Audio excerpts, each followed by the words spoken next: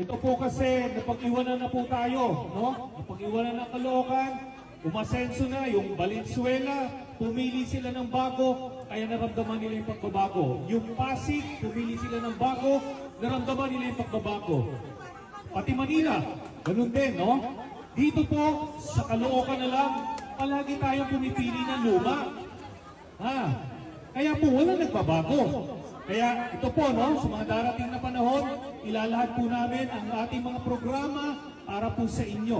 No? Liligawan po namin ang mga taga-barangay 182 hanggang sa makamit po namin ang inyong matamis na oo. Okay po ba yun? Ayan. Sabi,